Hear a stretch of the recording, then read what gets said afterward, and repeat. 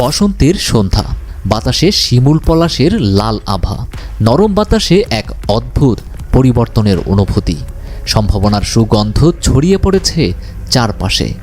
ঢাকার এক সম্মেলন কক্ষে একদল প্রশাসন ক্যাডার মনোযোগ দিয়ে শুনছেন নোবেলজয়ী অর্থনীতিবিদ ডক্টর মোহাম্মদ ইউনূসের বক্তব্য।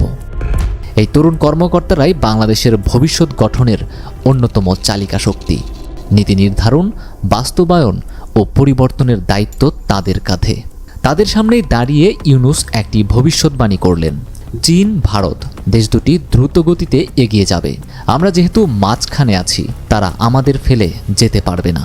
তাদের বাতাসে আমরা উড়তে থাকব। আমার বদ্ধমূল ধারণা, বাংলাদেশের ভবিষ্যৎ অতি চমৎকার এর ভৌগোলিক অবস্থানের কারণে। কথাগুলো বলে তিনি কিছুক্ষণ চুপ থাকলেন। সম্মেলন কক্ষের নিস্তব্ধতা নেমে এলো। উপস্থিত কর্মকর্তাদের চোখে মুখে কৌতূহল। এই বক্তব্যের ভেতরে লুকিয়ে আছে এক সুস্পষ্ট দৃষ্টিভঙ্গি। বাংলাদেশ কি দক্ষিণ এশিয়ার নতুন বাণিজ্যিক কেন্দ্র হয়ে উঠতে পারবে? ইউনূস বুঝিয়ে দিলেন, ভূগোল আমাদের বাধা নয়, বরং আমাদের সবচেয়ে বড় শক্তি। বাংলাদেশ চীন ও ভারতের সংযোগস্থলে দাঁড়িয়ে আছে। একদিকে দক্ষিণ এশিয়ার বিশাল বাজার, অন্যদিকে বঙ্গোপসাগরের অবারিত জলরাশি। বিশ্বব্যাংকের তথ্য অনুসারে 2023 সালে চীন ও ভারতের সম্মিলিত জিডিপি ছিল প্রায় $22 ট্রিলিয়ন। 2050 সালের মধ্যে এটি হতে পারে $50 ট্রিলিয়ন বেশি। বাংলাদেশ যদি কৌশলগতভাবে পরিকল্পনা করে, তবে এই দুই মহাশক্তির প্রবাহের কেন্দ্রবিন্দু হয়ে উঠতে পারে। ডক্টর ইউনূস বলেন, নেপাল, ভুটান সমুদ্র চাই, কিন্তু সেটা পেতে হলে তাদের আমাদের ওপর নির্ভর করতে হবে। আমরা যদি তাদের জন্য বন্দর খুলে দিই, তাহলে বাংলাদেশই হবে তাদের প্রবেশদ্বার। নেপাল ও ভুটান দুটি দেশই সমুদ্রহীন, অথচ তাদের অর্থনৈতিক প্রবৃদ্ধির প্রধান বাধা হল আন্তর্জাতিক বাজারে সহজ প্রবেশের অভাব। সমাধান, বাংলাদেশ যদি চট্টগ্রাম, মংলা ও মাতারবাড়ি গভীর সমুদ্রবন্দর নেপাল ও ভুটানের জন্য খুলে দেয়, তাহলে তারা সরাসরি আন্তর্জাতিক বাণিজ্যে অংশ নিতে পারবে।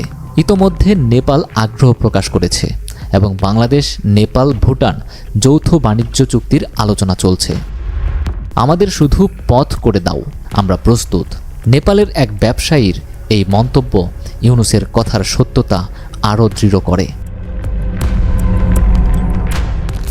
ভারতের 7 সিস্টার্স আসাম, মেঘালয়, মণিপুর, ত্রিপুরা, অরুণাচল, মিজোরাম ও নাগাল্যান্ড, এই রাজ্যগুলোরও সমুদ্র পথ নেই।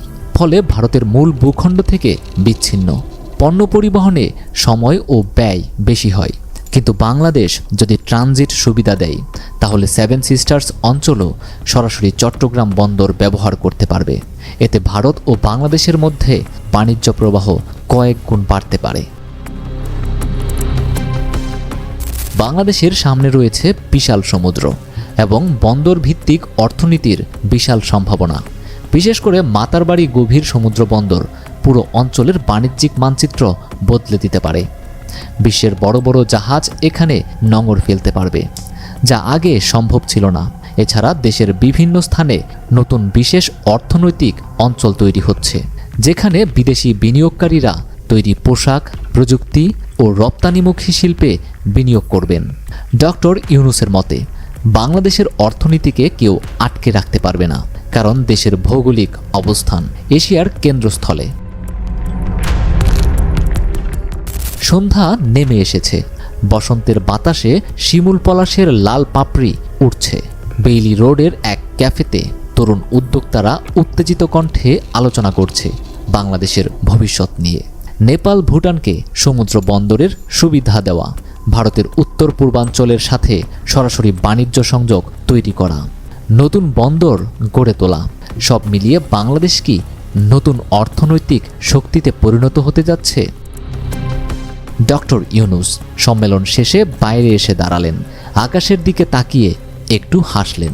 বসন্তের হাওয়া বইতে শুরু করেছে। এই হাওয়ায় পাল তুলে সামনে এগিয়ে যাবে বাংলাদেশ।